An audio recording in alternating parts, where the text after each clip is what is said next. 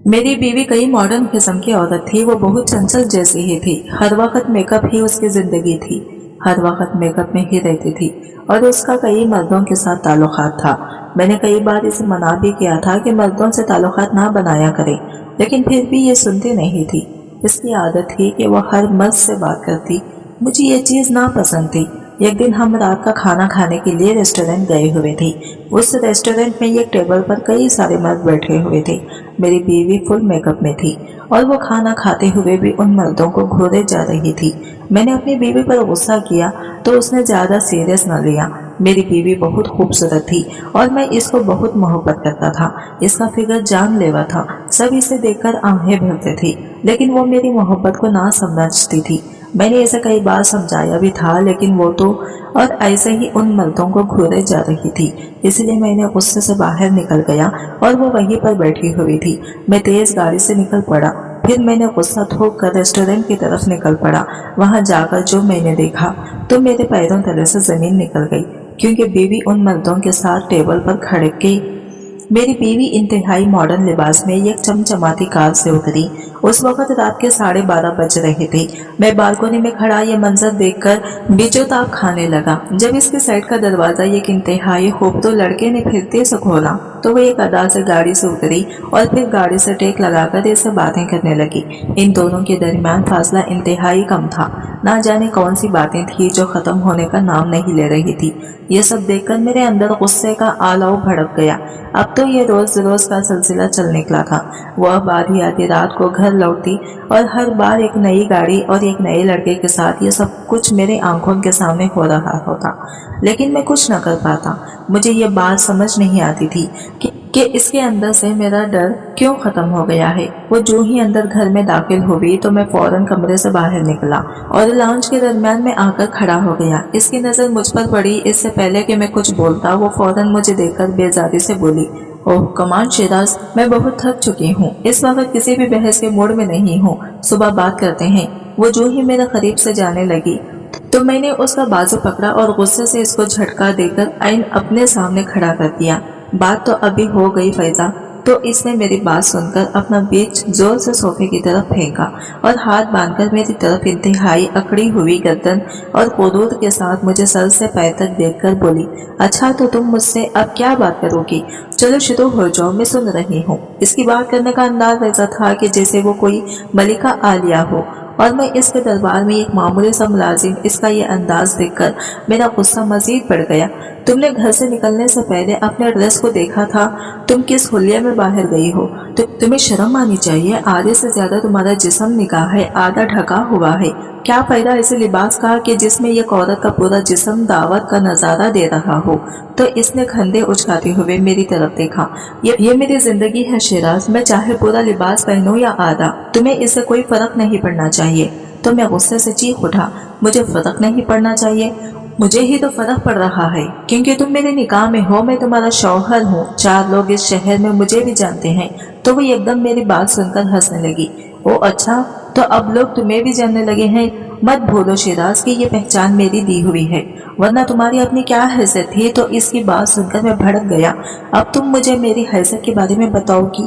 तुम अगर रोज रोज इसी तरह मेरा सर खाओगी तो फिर मुझसे सुनोगे?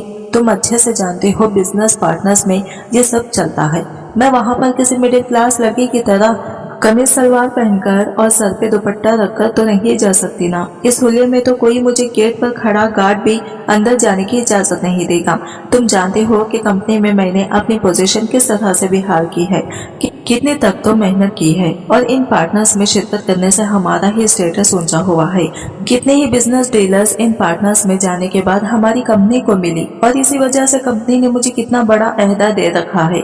अब मुझे अपनी क्लास से निकलकर एक बड़ी क्लास में दाखिल होने के लिए हर तरह की कुर्बानी देनी तो होगी ना। तुम्हें यह बात कब समझ आएगी? क्यों मिडिल क्लास शौहरों की तरह मुझे रोज कटघरे में खड़े करके जज बनने की कोशिश करती हो? मैं रोज रोज तुम्हारे इन सवालों जवाबों से अब तंग आ गई हूँ। बेहतर होगा तुम अपने काम से काम रखो और मुझे भी वो करने दो जो मैं करना चाहती हूँ। सारी जिंदगी कुएं की मेंढक की तरह गुर्बत में नहीं गुजार सकती। आए रोज बिजनेस डील के पार्टनर्स चलते रहेंगी आए रोज बिजनेस डील की पार्टीज चलती रहेंगी। मुझे कभी जल्दी और कभी देर सवेर अक्सर होगी, लिहाजा तुम जितनी जल्दी खुद को आदी कर सकती हो कर लो, वरना हम दोनों का रिलेशनशिप चलना बहुत मुश्किल हो जाएगा। चलो माना इन पार्टीज में इस तरह की ड्रेसिंग करनी तुम्हारी मजबूरी है, लेकिन जब तुम्हारे पास अपनी गाड़ी है तो फिर हर रोज एक गैर मर्द की गाड़ी में आना जरूरी तो नहीं। मेरी बात सुनकर इसने नागवारी से ये गहरी सांस खींची और मेरे सवाल को इग्नोर करती हुए वहां से चली गई और कमरे में जाकर जोर से दरवाजा बंद कर दिया, जो इस बात का ऐलान था कि मजीद कोई बात नहीं हो सकती। मैं इसकी इस हरकत पर तल मलाते हुए बाहर टेरेस पर आ गया। मुझे कुछ भी अच्छा नहीं लग रहा था। दिल चाहता था कि अभी और इसी वक्त घर से बाहर चला जाऊं। मुझे जाने क्यों अपनी जिंदगी से शदीद घुटन होने लगी थी। जॉब भी मैं कर रहा था। हाँ, ये सच है कि मुझसे कई गुना ज्यादा फरीदा कामयाब रही। इसे जिस तरह रातों रात तरक्की मिली वो मेरे लिए बाज़े हैरत थी। हालांकि इसकी तरह खूबसूरत और हैंडसम मैं भी था। हम दोनों ही मल्टीनेशनल कंपनी में जॉब कर रहे थे। मेरी क्वालिफिकेशन भी इसकी निस्बत ज्यादा अच्छी थी, लेकिन जिस तेजी से इसने तरक्की की इसमें तो मुझे एक ही चीज नजर आ रही थी कि इस औरत होने का एडवांटेज मिला था, और हमारे माशरे में ये एडवांटेज अक्सर औरतों को ही मिल ही जाता है। जब वो बैनिंग और खूबसूरत हो तो इनके बॉस इन पर मेहरबान हो ही जाते हैं। मैंने ये बात कई बार फैजा के मुंह पर इसे जताई थी, लेकिन वह हर बार मेरी इस बात का इनकार करते हुए कहती कि ये सब मेरी मेहनत का नतीजा है। लेकिन तुम्हारी जेलसी की मुझे समझ नहीं आती। तुम भी मेहनत करो तो तुम्हें भी ऐसी तरक्की मिलेगी। तो मैं इसकी बातों पर चिढ़कर इसे कहता कि मैं तुम्हारी तरह अदाएं नहीं दिखा सकता ना। जिस दिन अदाएं दिखाऊंगा तो शायद तुमसे ज्यादा तरक्की मेरे कदमों में होगी। तो मेरी इस बात पर वो अक्सर मुझसे लड़ने लगती और कहती कि तुम जैसे मर्द जब नाकाम होते हैं तो वो अपनी बीवियों को ऐसे ही ताने देते हैं। खुद तो मेरी जैसी तरक्की हासिल नहीं कर पाई तो अब मुझे ताने देते हो। मैंने तो तुमसे पहले ही कहा था कि इस जॉब के कुछ तकाजे होंगे जो हमें हर सूरत में पूरे करने होंगे। इस वक्त तो तुम्हें पैसा दिखाई दे रहा था तो तुमने कोई एतराज नहीं किया। अब जब हमारा पैसा आने लगा है, हमारा लिविंग स्टैंडर्ड हाई हुआ है, घर में खुशहाली आई है, वो काम जो पहले कभी हम अपने हाथों से करते थे अब इनको करने के लिए मुलाजिम आ गए हैं, तो तुम्हें ये लग्जरी लाइफ अब हजम नहीं हो रही। तुम अपनी माँ बहनों की तरह इस फैमिली पॉलिटिक्स से निकल ही जाओ तो बेहतर है, वरना बहुत खसारे में रहोगे। वो अक्सर मुझे इतनी जली कटी सुनाई कि मैं लाजवाब हो जाता। हम हमेशा से ऐसे लड़ते झगड़ते नहीं थे, लेकिन जब से इसके और मेरे दरमियान स्टेटस आया और दिन दुगनी रात चुगनी इसकी तरक्की और इस तरक्की से पैसा जब घर में दाखिल हुआ तो हमारे दरमियान धीरे धीरे फासले भी बढ़ने लगे। इस जिंदगी की चॉइस हम दोनों की ही थी। हम दोनों ही शाहाना जिंदगी गुजारने के ख्वाब देखा करते थे, और अब जब सब ये मिल रहा था जाने क्यों मेरा दिल बुझ सा गया। पहले हम दोनों का वक्त एक दूसरे के साथ गुजारता था। दिन में ना जाने कितनी बार हम एक दूसरे को कॉल करके हाल हवाल लिया करते थे। हम दोनों में से कोई भी अगर घर लेट पहुंचता तो मैसेजेस और कॉल्स की भरमार कर देते थे। हम एक दूसरे के लिए बेपनाह जज्बाती थे, लेकिन अब हमारे दरमियान बस एक सहर महरी चल रही थी। हम दोनों साथ साथ रहते हुए भी एक ही छत के नीचे बिल्कुल अजनबी हो गए थे। अब तो हमें एक दूसरे से बात करने की भी फुर्सत नहीं थी। पहले महीने में एक बार वो लेट होती थी, लेकिन अब तो ये डेली का मामूल बन गया था। जो जो तरक्की होती जा रही थी तो इसके कपड़े भी शॉर्ट होते जा रहे थे। वो कभी तो पैंट शर्ट पहनती, कभी स्कर्ट, और स्कर्ट भी ऐसी पहनती कि जिसमें इसकी नंगी पुतलियां नजर आ रही होती थी। कभी कभार अगर कमीज शलवार पहनती तो वो इस कदर बारीक फैब्रिक की होती कि इसके जिस्म के तमाम आधार चढ़ाव बिल्कुल वाज़ा दिखाई दे रहे होते। इसमें कोई शक नहीं था कि वो ये खूबसूरत जिस्म की मालिक थी। जो भी इसके ऊपर नजर डालता वो इसकी खूबसूरती में खो जाता, और फैजा को अपनी तस्खीर के बारे में अच्छे से अंदाजा था। इसलिए इसने अपने आप को वक्त के लिहाज से इतना गुरूम कर लिया था कि इसे देखकर गुमान ही नहीं होता था कि ये वही कराची की इंतहाई पासमानदा एयरल लैंडी में रहने वाली फैजा है, जिसका 2 कमरों का घर मुकम्मल बंद था और इसमें दाखिल होते ही दम घुटने लगता था। वैसे तो यहाँ पर बारिशें कम होती थी, लेकिन जब कभी बारिशें हो जाएं तो वो घर उबलने लगते थे।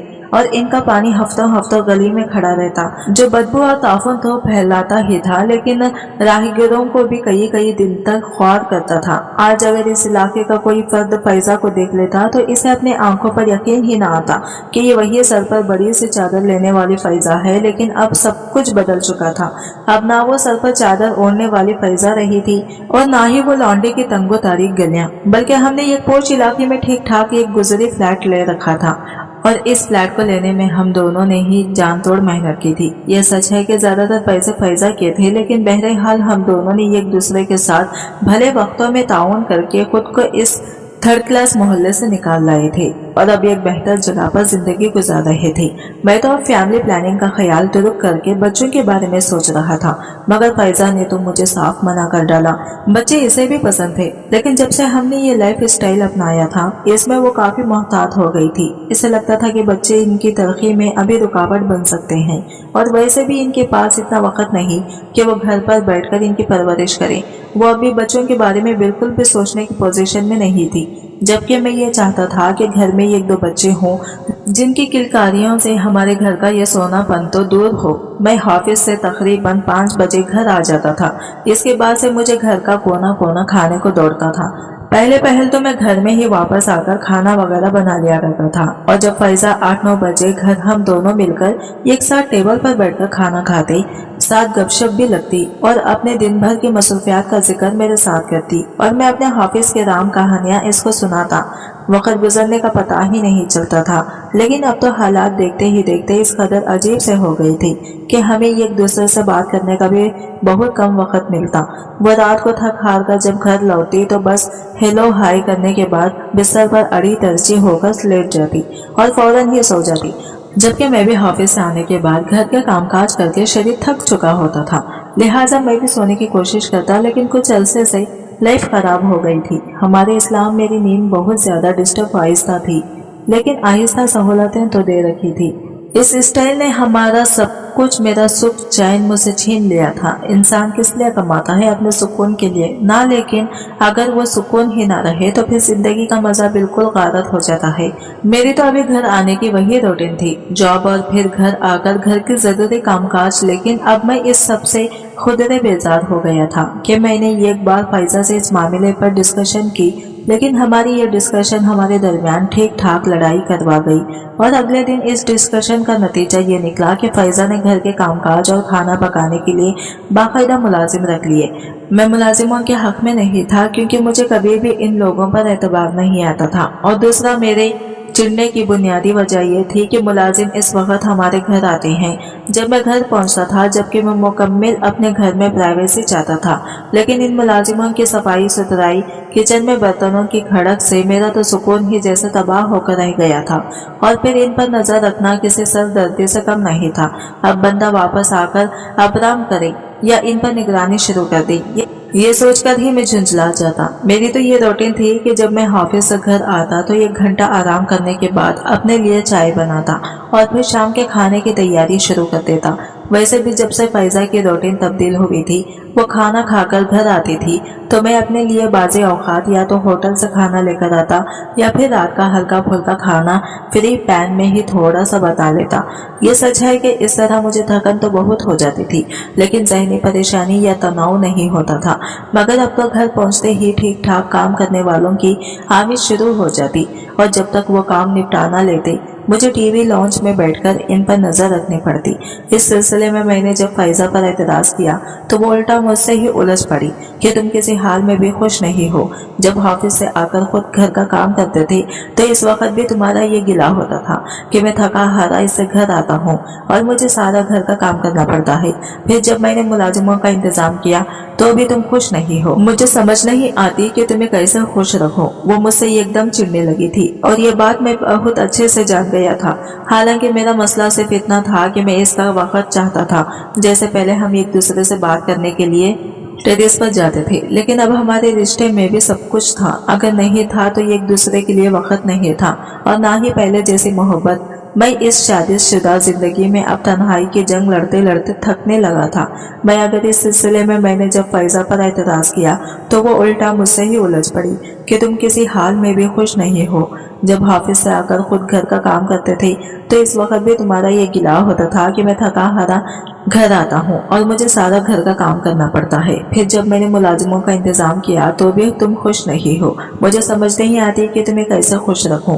वो मुझसे ही एकदम चिढ़ने लगी थी और ये बात मैं बहुत अच्छे से जान गया था। हालांकि मेरा मसला सिर्फ इतना था कि मैं इसका वक्त चाहता था। जैसे पहले हम एक दूसरे से बात करने के लिए टेरेस जाते थे, लेकिन अब हमारे रिश्ते में सब कुछ था। अगर नहीं था तो एक दूसरे के लिए वक्त नहीं था और ना ही पहले जैसे मोहब्बत। मैं इस शादीशुदा जिंदगी में अब तन्हाई की जंग लड़ते लड़ते थकने लगा था। मैं अगर इससे कुछ कहता तो वो मुझे कहते कि तुम टिपिकल मर्दों वाली सोच रखते और ये क्यों भी हो। अगर तुम इस सोच से निकल जाओ तो शायद तुम भी जिंदगी को एंजॉय कर सकोगे।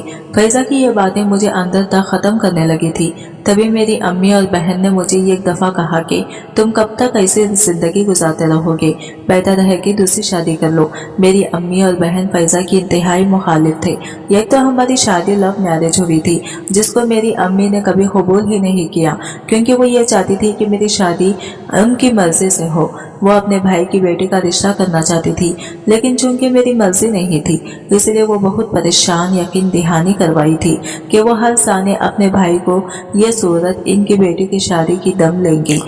लेकिन दूसरी तरफ देखते तो मेरी मज़ाहमत पर अपने भाई का प्रेशर देखती तो मुझसे उलझ जाती। लेकिन इन्हीं दिनों जब उन्हें पता चला कि मैं किसी फैजा नामी लड़की को चाहता हूँ और इससे शादी करना चाहता हूँ तो अम्मी हत्ते से उखड़ गई और उन्होंने मुझे साफ साफ कह दिया कि मैं तुम्हें इसकी इजाज़त नहीं दूंगी। मेरे भाई की बेटी तुम्हारे लिए बैठी रही, पूरे खानदान वालों को पता है कि इसकी शादी तुमसे होगी। अब अगर हम ये रिश्ता नहीं करते तो तुम मुझे ये बताओ कि इसका रिश्ता कैसे होगा। तो मैं अम्मी से इस बात पर लड़ पड़ता कि आपने जब ये रिश्ता तय किया था तो क्या मुझसे पूछा था। मैंने भी इसे इस नज़र से देखी नहीं। वो मुझे हमेशा बहनों की तरह ही अजीज रही। अब मैं इसको अपनी बीवी बना लूं, ये कैसे मुमकिन है। मेरा दिल नहीं मानता, आप मुझे मजबूर ना करें। तो अम्मी मुझ पर बहुत ज़्यादा खफा होती और कहती कि तुम अपनी इस ख्वाहिश से बाज आ जाओ। मैं ऐसा किसी सूरत नहीं होने दूंगी। अगर आप ऐसा नहीं होने देंगी तो मैं कोर्ट मैरिज कर लूँगा। मैंने भी साफ साफ इन्हें कह दिया। अम्मी मेरी बात सुनकर दौड़ने लगी कि हाँ, तुम अब इतने बड़े हो गए हो कि अपने फैसले खुद कर सकते हो। ठीक है, तुम कर लो कोर्ट मैरिज, लेकिन एक बात याद रखना कि तुम फिर मेरा मरा हुआ मुंह देखोगी। तो मैं अम्मी की ये बात सुनकर शदीद ज़हनी तनाव का शिकार हो गया। वो हमेशा ऐसे ही बात करके मुझे चारों शाने चित कर दिया करती थी। लिहाजा मैंने अपने हथियार डालते हुए कहा कि अगर आपको ये रिश्ता मंजूर नहीं है तो ठीक है, मैं भी शादी के बगैर ही अपनी ज़िंदगी गुजार लूँगा। लेकिन ये याद रखें कि मैं किसी सूरत भी मामू के यहाँ रिश्ता नहीं करूँगा। मेरी बात सुनकर अम्मी खामोश हो गई, लेकिन मैं ये जानता था कि वो किसी सूरत भी फैजा का रिश्ता लेने इसके घर नहीं जाएंगी। लिहाजा मैंने फैजा को अपने घर के सारे हालात से आगाह कर दिया। तो मेरी बात सुनकर फैजा परेशान होकर बोली, तो क्या हम शादी नहीं कर पाएंगे। तो मैंने इससे कहा कि हम शादी ज़रूर करेंगे, लेकिन इसके लिए हमें कोर्ट मैरिज करनी होगी, क्योंकि इसके अलावा मुझे और कोई चारा नज़र नहीं आ रहा। अगर तुम तैयार हो तो हम आज ही कोर्ट मैरिज कर लेते हैं, क्योंकि मुझे नहीं लगता कि अम्मी मेरी शादी तुमसे होने देंगी।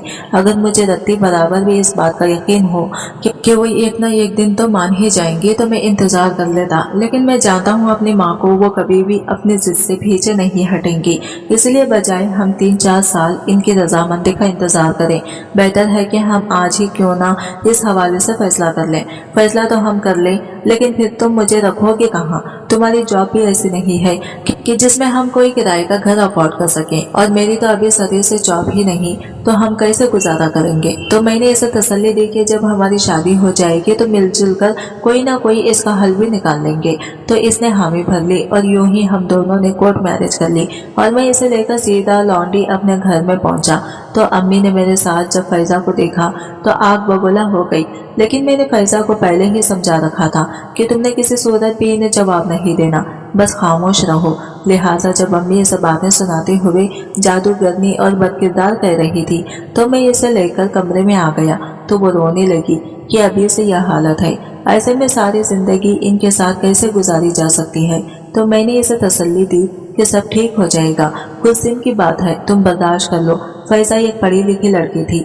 मैं इसकी जॉब के लिए कोशिश कर रहा था ताकि वो मसरूफ रहे और घर के हालात से दिल बर्दाश्त ना हो जाए। अल्लाह का करना ऐसा हुआ कि फैजा की जल्दी ही एक अच्छी मल्टीनेशनल कंपनी में जॉब लग गई और जॉब लगते ही इसकी 2-4 महीने के अंदर अंदर प्रमोशन भी हो गई। इसका पैचअप भी बहुत अच्छा था, लिहाजा वो इसरार करने लगी कि हम किसी अच्छे एरिया में ये फ्लैट ले लेते हैं। मैं जानता था कि वो अम्मी की वजह से बेहद तंग है। अम्मी ने भी तो इसको सच करने में कोई कसर नहीं छोड़ी हुई थी, लिहाजा मैंने इसकी बात मान ली और हमने किराए पर एक फ्लैट ले लिया। लेकिन 1 साल के अंदर अंदर मैंने और फैजा ने मिलकर अपना फ्लैट खरीद लिया। अम्मी मुझसे 1-2 बार फ्लैट पर मिलने के लिए आई, लेकिन फैजा का रवैया देखकर वो वापस लौंडी चली गई। तो मैंने भी इन्हें यहाँ पर रुकने का इसरार न किया, क्योंकि सारा दिन मैं और फैजा बाहर ही अपना वक्त गुजार लेते थे, इसलिए अम्मी के लिए यहाँ रहना बहुत मुश्किल था। लेकिन मैं कोशिश करता था कि हर एक एंड पर अम्मी से लॉन्ड्री में जाकर मिल लाऊं। और अब तो जब से मेरे घर के हालात बिगड़े थे तो मैं हर दूसरे-तीसरे दिन अम्मी के पास चला जाता। इनसे बात करके मुझे सुकून मिलता। अम्मी को जब फैजा के रवैये का पता चला तो वो इसकी जानिब से तो पहले ही से भरी बैठी थी। उन्होंने मुझे दूसरी शादी का मशवरा दिया। इस मशवरे से अचानक मेरे ज़हन में यह ख्याल आया कि अगर फैजा बाहर गैर मर्दों के साथ ताल्लुकात बनाकर चल सकती है तो मैं तो हूँ ही मर्द, मुझ पर क्या खतगन है। भला शादीशुदा जिंदगी से तो मैं वैसे ही थक गया था, मजीद शादी का घंटा अपने गले में नहीं बांधना चाहता था। इसलिए मैंने अपनी स्ट्रैटेजी ही तब्दील कर डाली और नई लड़कियों से दोस्तियां शुरू कर डाली।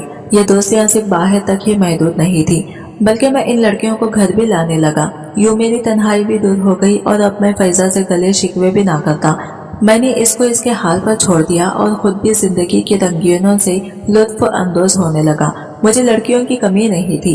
एक तो मैं बेहद परकशिश मर्दों में शुमार होता था और दूसरा मेरे ठाट बाट देखकर भी लड़कियां फौरन मेरे करीब आ जाती। मैं भी उनका बेहतरीन इस्तेमाल करता और जब दिल भर जाता तो उन्हें छोड़कर एक नई लड़की को अपने दाम में फंसा लेता। मेरी जिंदगी का यह सिलसिला चल ही रहा था कि अचानक एक दिन मेरी तबीयत बहुत बुरी तरह से बिगड़ी कि मुझे हॉस्पिटल जाना पड़ा। जब मेरे टेस्ट हुए तो मुझे पता चला कि मुझे इंतहाई भयानक बीमारी लग चुकी है जिसका कोई इलाज नहीं है। मेरी बीमारी की आखिरी स्टेज थी। डॉक्टर्स ने कहा था कि मेरी जिंदगी के दिन कम रह गए हैं। ये सुनते ही मेरे पैरों तले से जमीन निकल गई। मैं अब हर वक्त अपने गुनाहों की माफी मांगता रहता। लड़कियों का जो सिलसिला मैंने अपने दिल बहलाने के लिए शुरू कर रखा था वो मैंने फौरन ख़त्म कर दिया। मैं अब हर वक्त 5 वक्त की नमाज और कुरान पाक की तिलावत करता और रो कर अल्लाह से अपनी ज़िंदगी की भीख मांगता। लेकिन मेरी आजमाइश के दिन लंबे ही होते जा रहे थे। मैं अभी अपने आप से नहीं संभला था कि अचानक मुझे फैजा की रोड एक्सीडेंट में डेथ की इत्तला मिली तो मेरा तो दिमाग ही माऊफ हो गया। फैजा मर चुकी थी, इसका इस भरी दुनिया में मेरे अलावा और कोई नहीं था। लिहाजा मैंने बड़े भारी दिल के साथ इसके जनाजे को लेकर कब्रिस्तान पहुंचा और जो ही इसको दफनाने लगा कि अचानक इसके चेहरे से कफन हट गया। इसका चेहरा देखकर तो मेरी जान निकल गई, क्योंकि वो तो फैजा नहीं थी। ये देखकर जहां मुझे खुशी हुई वहां पर मैं परेशान भी हो गया कि आखिर मुझे फैजा की डेथ की गलत इत्तला देने वाला कौन था और फैजा खुद कहाँ थी। मैंने इसके हाफिज में जाकर इसके बारे में पूछा तो मुझे बताया गया कि फैजा तो तकरीबन 4 माह पहले ही यह हाफिज छोड़कर जा चुकी है। तो मेरे तो पैरों तले से जमीन ही निकल गई। ऐसा कैसे हो सकता है? वो तो सुबह रोज मेरे सामने यह कहकर निकलती थी कि मैं हाफिज जा रही हूँ। अगर वो हाफिज नहीं जा रही थी तो फिर कहाँ जा रही थी? मेरे पास अब 2 ही रहते थे कि या तो वो खुद कहीं रिपोश हो गई या फिर इसे किसी ने अगवा कर लिया है। लेकिन इसकी किसी के साथ क्या दुश्मनी होगी कि इसे कोई अगवा करता? ना ही वो कोई इतनी मालदार थी। सोच कर तो मेरा दिमाग ही फटा जा रहा था। लिहाजा मैंने पुलिस में इसकी गुमशुदगी की रिपोर्ट दर्ज करवाने का सोचा, लेकिन पुलिस इस सिलसिले में कुछ नहीं कर पाई, बल्कि उल्टा मुझ पर ही शक करने लगी।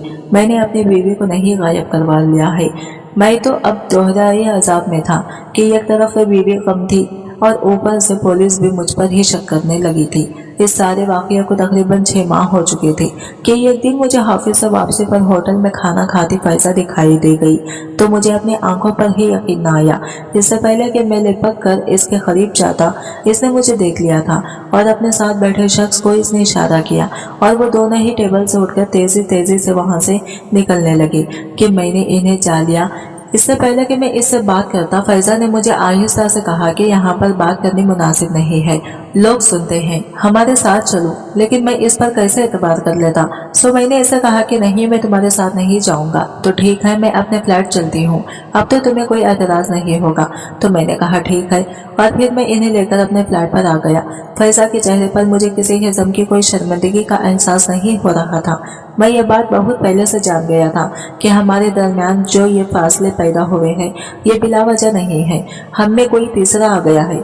राशि कब यकीन का रूप लिए मेरे सामने बैठा था। वो जिस खूबसूरत लड़के के साथ मेरे फ्लैट में आई थी, ये वही और मेरा था, जो इसे अक्सर रातों को यहाँ ड्रॉप करके जाता था। फैजा ने मुझे बताया कि मैंने रियाज से कहा था कि तुम्हें फोन करके बताए कि मेरी डेथ हो गई है, ताकि तुमसे मेरी जान छूट जाए।